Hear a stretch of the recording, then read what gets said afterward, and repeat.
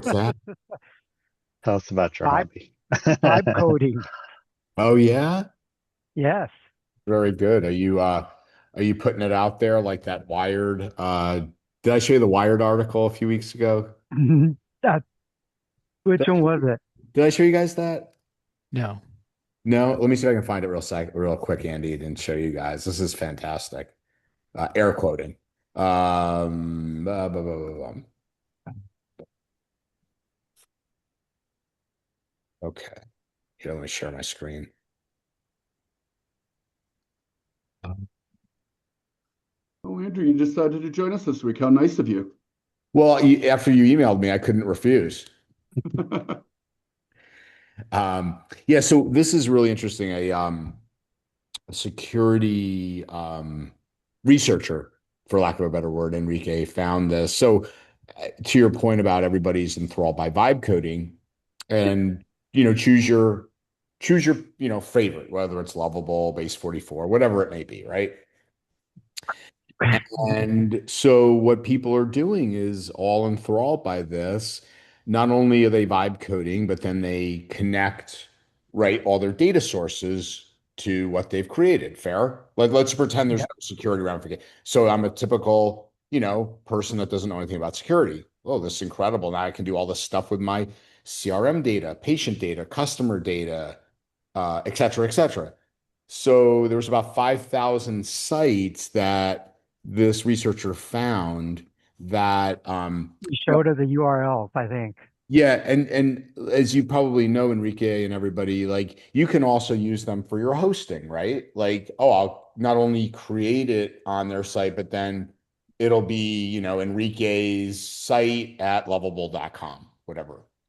And so if you start at star those, they found something like, I forget, like the article goes through, yeah, 5,000 of them, and like 40% were exposing sensitive data, were hooked up to everything from PHI to chats to you name it. So Yeah, yeah, that's the risk, I think, with most of these tools. So my goal is I'm using Lovable and then I'm going to migrate it to Azure.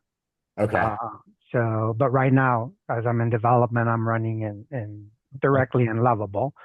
Obviously, I just started Friday, so I can't be one of those 5,000 yet. No, probably not if you didn't Yes. yet. But Tina's all over you. She's going to be researching and trying to find your site. So, and it's interesting the responses, right? Everything from, and it's actually a good segue after wins. But it was. Let me just, yeah, here, like this kind of stuff. Like, well, it's not our fault, right? Privacy settings can be changed anytime with a single click, right? And now, granted, he's right? But again, you have to take into account that you probably should think about it as your who's the lowest common denominator user, and does your UI maybe explicitly talk about this out of the gate and maybe have some pop-ups that, maybe, hey, you're connecting a database, you're connecting a data source. Do you know that this could now be exposed? So, and that's really the genre from the I don't know why I keep saying wait. Sorry for that, but And one of the bad things, Andrew, is not all the tools allow you to do read-only APIs. Some okay, do have that capability, which is awesome because that way, if you get hacked and they get the API key, well, they can only read, which is obviously bad as well, but better reading than reading and writing. So, yeah, but I think this is going to become a bigger thing: is how do you make tools to audit? yeah, yeah, for sure. Um, anyhow, really interesting article. I put the article in chat for everybody to take a peek at it. Um, Have I'm time. taking more than a peek. I'm going to triple analyze it. So what I like, it runs its own security scans and detects stuff, and then there's a paid, deeper security scan that you Right, can run on it. But still, at the end of the day, it's more attack, bigger attack surface. right, right. Well, very good. So that's your win. hacking vibe coding on Lovable. And anything specific that you like that's meaningful in terms of like you're seeing I can get this benefit, this. I I built, so as you know, I have a plethora of tools and a plethora of consoles to log in, and really our customers see no value in the data because we're not showing them a good solid report. There's all this tool sprawl everywhere. So now I tied in everything from Microsoft to PSAs to every single thing.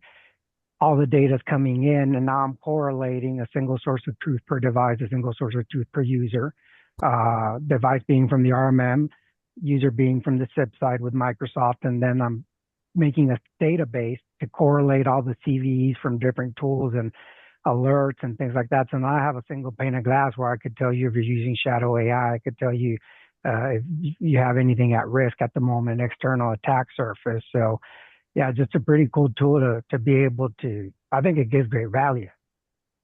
See if you can tie it to their business mission critical business apps, and then you can actually say, hey, this is because what we find with executives in the leadership course that we're running, right, Enrique, is executives don't understand, oh, high CVEs or high severities or Yeah, any they of just that want, jargon. They want to know what is the business impact, right? Oh, it could impact this particular application, and that was responsible for 80% of your revenue. And, these are the options we have to mitigate it or accept it. And then they can make, kind of quality decisions about, and and then you're giving them your recommendation as a leader. Hey, red pill, blue pill, I think you should do this. Here's why, etc. that's exactly the purpose of this. And then I made it a progressive web application. So basically you can install your phone as if it was a mobile app, and it looks pretty cool. But like I had to do my own shadow AI report. And my logic was I basically, with Copilot, I built three tiers of AI. Tier one being all your LLMs, tier two being tools like your Canva and things like that that have AI, and tier three being Lovable and those type of apps that use AI and you can develop. So then I go through our whole DNS of all our customers' data, URL and DNS, surface all the domains to be able to identify what's being used and be able to say percentage wise and how many hours it's being used and what users are using it and if they're uploading files. So I took all that logic and put it in. So now I have a little simple single within my widgets. I have one that shows them very clearly what they're using for those that, and I think that at the end of the day will help us sell tools to safeguard. Got it. Very cool. Good job. Ben, Thank I you. know you're doing a ton of vibe coding. Yes. Me? Yeah. Oh You. yeah, just a little bit. It's addicting. Anything that has been exciting for you as you get deeper into it? Just Enrique, all the things that Enrique wants me to make for him. So So I've been I trying have to an keep up API with him. integration to Ben, so I don't have to, because I started replicating everything. But literally, I told Ben I was going to do rip and replace like Aaron from Brusa. So I basically took screenshots of all his modules and created them in Lovable. And then I'm like, "Oh, Ben, are you okay if I'm ripping and replacing?" And I said, "You know Hey, what? man. Ben's already maintaining that, so why don't we just do an API integration with Ben?" And I bring in all his information. So that's a pretty cool one. Nice. All right. Who else got some wins?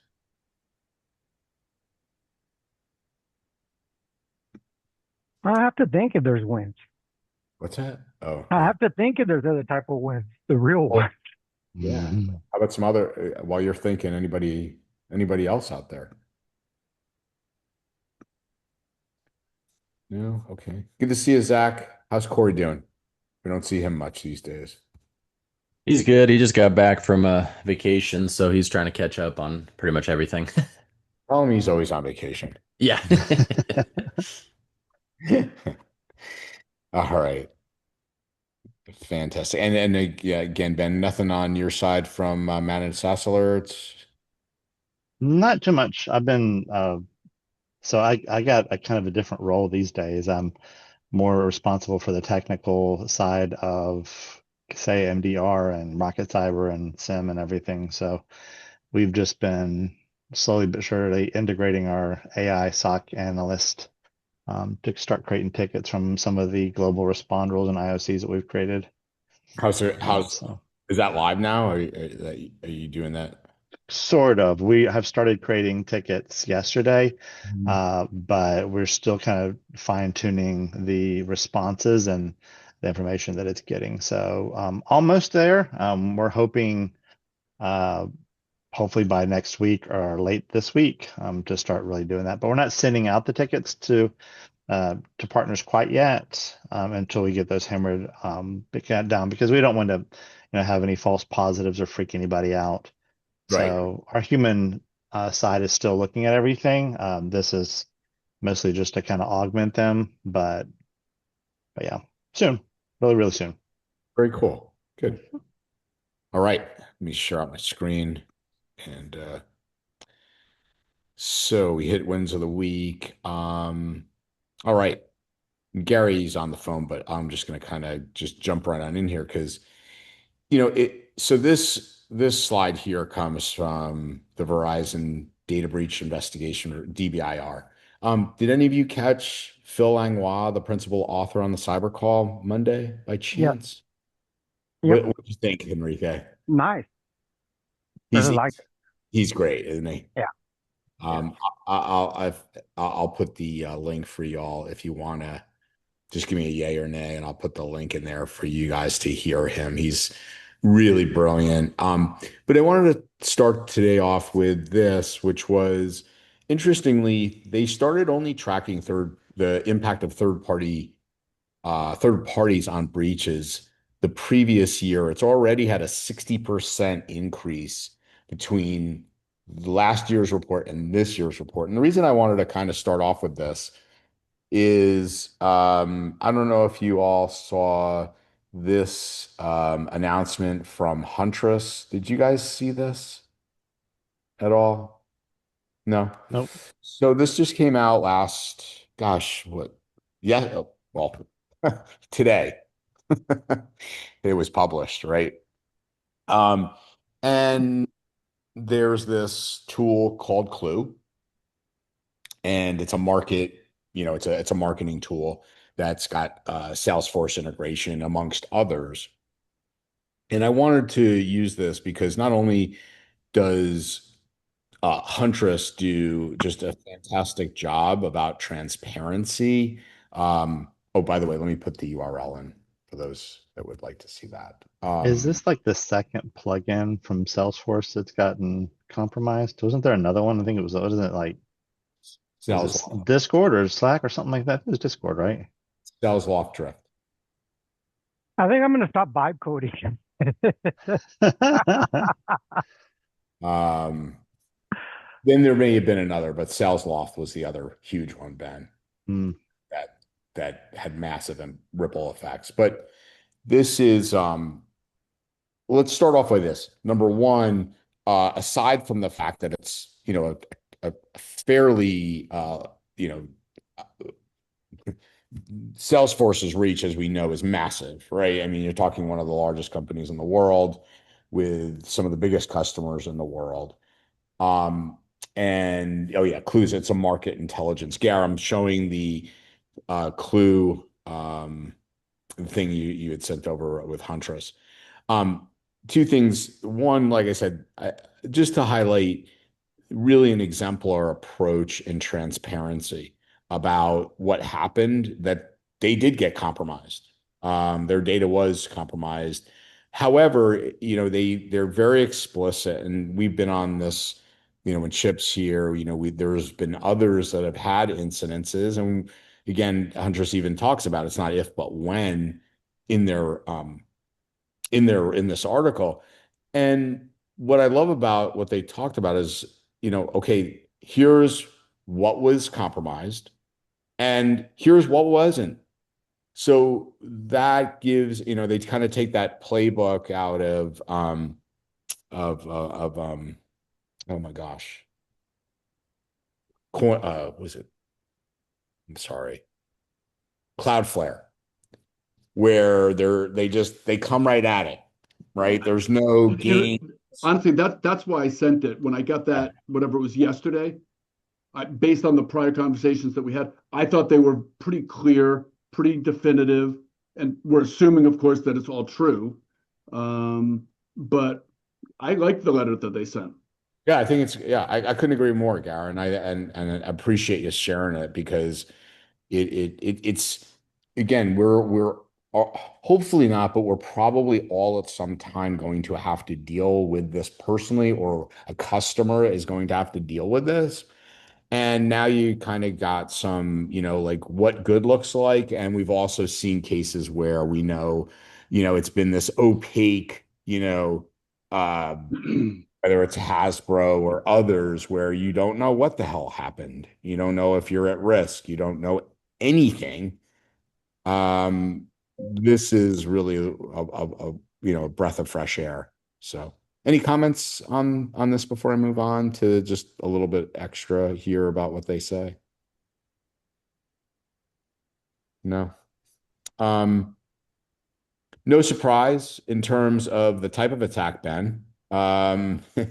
It's certainly not like a light LLM, but it does give that same kind of feel. Would you agree? Meaning, there's a code push. Now, was that code push automated and not scanned? We've talked a lot about this with Liron.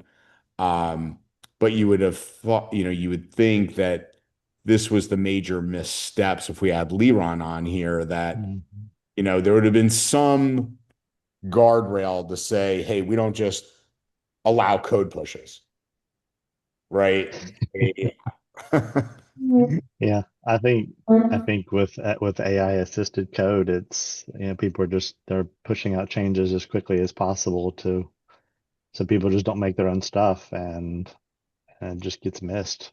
Mhm. I think with increased efficiency, you have to have some sort of program to keep up with all the extra features and code you're pushing out. Yeah. Well, and like those libraries, like Lebron was suggesting Mm. that a lot of people overnight, like they're compiling this huge amount of data, right, or code, and they're like, oh, and if there's any updates, I'll automatically allow them so the code can keep running. And that's so, again, I'm not suggesting this is the exact same thing. It's the feel we're seeing here that there's not this, step in the process to halt before we go live. Yeah.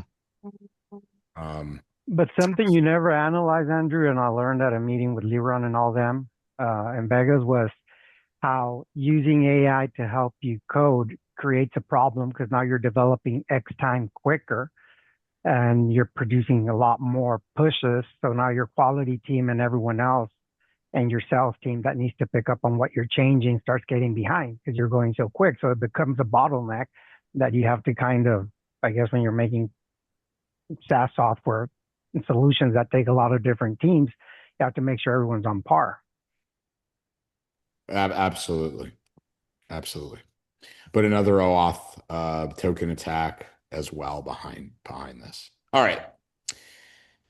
So let's move on. We talked about the Verizon data breach investigative report, and they're in their 19th year of doing this. And when we had Phil on the cyber call this week, he gave a little bit of a hint into this, but he's like, one of the top questions we get asked every single year, when we look at the vast amounts of data that we have, is how come there's not more data from you guys on the financial impact of data breaches? Well, the answer was pretty obvious, is they don't have access to the insurance data, right? That makes sense. So this year, for the first time, and obviously this has been in the making, and again, if you give me a moment, folks, I will share the URL momentarily. But this is the first year that they have added a second publication on the heels of the DBIR, and that is the BIS, not to be confused, Ben, with just the straight BS 2026 report that you and I have published regularly year over year, correct? Exactly. Let me just get that URL for you all and put this in chat also. Okay. All right, so let me show you some highlights, and then I can also flip quickly to the report. We can dig in a little deeper if we have time. Okay, so how the report is structured. Let me just give you a little bit. It looks at data for 6 years, by the way, 2019 through 2025. And they were able to look at, nearly 70,000 insurance claims. North of 50% of them had losses and payouts. Not surprisingly, one of the big trends over that time was BEC as the most financially motivated. That's not surprising to you all, is it? Mhm. Yeah, I don't think so. And how they were able to do this is there's a consortium called Cyber AccuView. So let's just say Gary is at Travelers, Ben, you're at Chubb, Enrique, you're at CS, SCC, FI. You're anonymizing and giving all of your data of your claims, right? All the information other than who it is, you're uploading all of that data, Cyber AccuView, so that they can do better actuary type work for the insurance industry so that they can make better decisions. And that, Hartford is not just looking at Hartford's, but now Hartford, if you're part of this Cyber AccuView, you can, make better decisions at the reinsurer level as well. Does that make sense, by the way? Does that resonate with everybody? So that 38,000 is the number of claims they actually paid out. Yes. That's funny. That's Yeah. not surprising at all. So So just it's like, over, you can see there, Ben, over north of 50% of them actually had a financial impact yeah. to once the claim. So they either denied them or I said, oh no, you didn't have MFA for every single account. This new one that was just added that didn't have it, so well, we're not paying. Yeah, Well, and go Enrique. at Sorry. Right at Boom, Andrew, there were the ex members from CrowdStrike that had a session. They were saying that last year at CrowdStrike they dealt with 800 incident response. Companies using CrowdStrike, and that about 90% paid. But think about who the majority of CrowdStrike's users are also, Enrique. Yeah. Yep. Right. You're talking about on the margin, mid-market to enterprise. The big puppies. Yeah, they're and who's going to make it up? It's Amazon. Who's going to tell Amazon, oh yeah, we're not going to cover you? And Amazon will be like, okay, great. The last time we ever do business with you guys ever again, right? We'll do business elsewhere. So I think there's a little bit of a skewed data set there. Maybe not. You give him hell, Gary.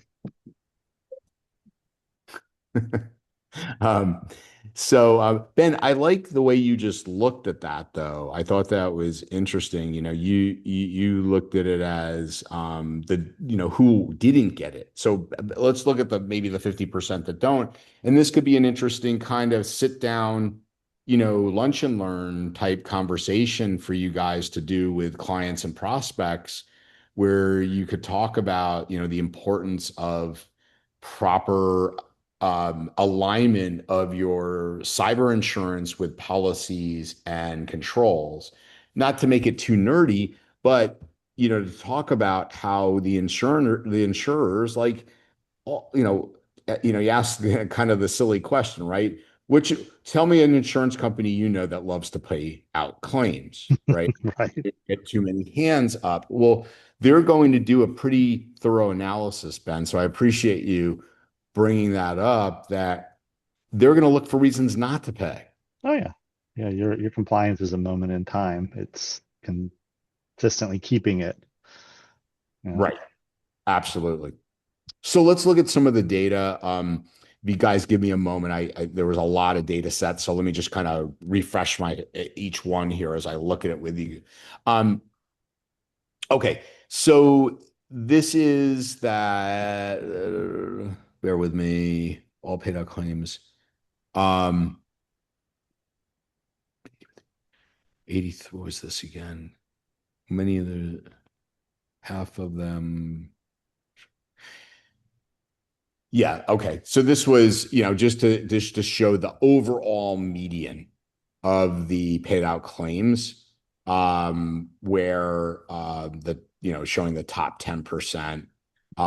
We're going to get it. What's going to be interesting here momentarily is looking at the distribution. This looks like that was 2019 as well. That was the important thing there. These were 2019 numbers. Yes, thank you for that, Andy. You're bringing me back now too, because I read through the report as quick as I could. Thank you for that, Andy. Yes, the delta. Thank you for that. So 2019, this was the numbers, Andy, and everybody listening. So this median of 61 and the high side of 2.4. Then you look at 2024. Look at the delta. That's what they're talking about. Thanks again, Andy. Yeah, the jump. And also the distribution, it's skewed higher. Bear with me. It's just the value of a dollar, man. It doesn't go as far as it used to. No, but I'm looking at the number of incidents and the number of dots to the right, not to the left. I see what you're saying. Yeah, distribution's higher and it costs more, and the average is more expensive. Oh, that's for certain. We're going to look at some other data that supports that absolutely as well. They have to afford to pay these fancy call centers for the ransomware. Wait, what's that, Ben? They have to be able to afford these fancy call centers for like the ransomware and everything. Right. Exactly. But yeah, to your point here, Andy, the right side of the skew, right, jumped tremendously, literally almost 50%, or sorry, almost 100% on this side, from 2.4 to 5.4 million, with the CPI in this time period of 23%. So the financial, they're kind of comparing it to CPI, and obviously if this was inflation, it's off the charts. Then the impact on SMBs. This is interesting because when you look at SMB versus enterprise, you go, wow, these numbers are staggeringly different. And how can, it looks like SMBs are quote unquote just fine. But as all know, we who run, most of the people on this call run SMBs. Andy, what's the impact? As an example, if you guys $40,000 is too much to take a hit for a small SMB. Right. I mean, that's the average here, it looks like. Yes. So imagine it, growing. And it's also skewed again to the right. So that's kind of like the minimum here that most would experience. It'd be interesting to know how many are below it, because the average price is one thing, but they don't give you an incidence or what these dots represent. Yeah, they may. Let me go into the report in a minute. But this is the interesting thing here, Andy, that they talk about, that even though, you look at the actual number of that 38 grand or whatever it is versus mid-market and then enterprise, the impact financially to the SMB segment was as high as 7% of their overall revenue. And I think that's your point, right, Andy? Like, that could be payroll for the week or 2 weeks, right, or something of that nature, depending on the size. And whereas this impact to an enterprise didn't even go over 2%. So just interesting that. The other thing questions before I move on those data sets? That was only that was only insurance claims, right? As opposed to here is business interruption. So I'm seeing that there's two things potential: the cost to just get back into business, so to speak, versus the claim. Or is it the other way around? Business interruption is often a piece. So this is all paid out insurance stuff, Andy. Okay, fair enough. Because business interruption is often a piece of that you want to be insured for, not just, for example, restoration or the payment of rent, Sure. but what's actual business interruption. And this is the piece that they actually, I want to read the verbiage with you because this is the profound piece of it. I called it the the boom after the shock, right? They said not only does it have the highest median, like the business interruption, so it's one thing to get, um, right, you have ransomware or whatever, Andy. That's one thing, but the cost to get resumption going, right? The interruption of business where they were like, hey, we lost 90, 400, $1 million because we couldn't operate our business. This is the big expense that the insurance companies were paying out relative to everything else, which seems to, that makes some sense when you think about it, right? But the growth of it was staggering, as you can see, 51% year over year between 23 and 24. So, and then again, interestingly, they talk about where a lot of this comes from, which is third parties.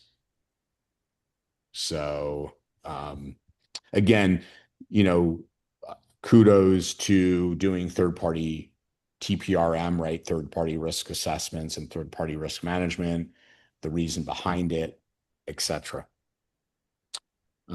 Questions, thoughts, comments on that? It's just in the SMB space, they don't even think about this. I mean, No, that's the real issue there. they don't. So this is to your point, Andy, about like this was all related to insurance, and they're showing, what you know, the payouts are and the payout. And it's interesting that the majority of them are either staying pretty much, the same, whatever. But then you look at business interruption, and we're seeing that more and more, right? Because of supply chain, right? And why threat actors are focusing on that area. Because if we can take down hypothetically your mission critical business systems, right? And I can interrupt you from doing business for a significant period of time, I can inflict maximal pain on you. This would be great to have an attorney talk about these aspects around insurance and how that would, So I'm going to try my best to get the Cyber AccuView team at Write a Boom this year. I'm going to work with Phil and see if we can get them to actually unpack the report for us. So that no promises, but that's one of the goals. And this is where it talks about kind of the, if, and this is how I'm interpreting it. I may be wrong, but the way I'm interpreting it is they're looking at this as, hey, if this was, inflation, what would it look like? And, the growth is staggering as you're looking, year to year to year to year. If you look at 2019, the median at $61,000 payout amongst all claims, you almost double by 2024, right? This, I'm going to show you that, this is really sticks out like a sore thumb here in 2023. I forget what they were, Ben, maybe you remember, but in 23, there was a huge surge in some of the big 0 days. I don't know if that was the year of wasn't that all tokens first hitting or no? I think this was Log4j, if I remember, in 2023, Ben. Oh gosh, yeah. I think that was the big one. If someone Googles that has a feel to it of 2023.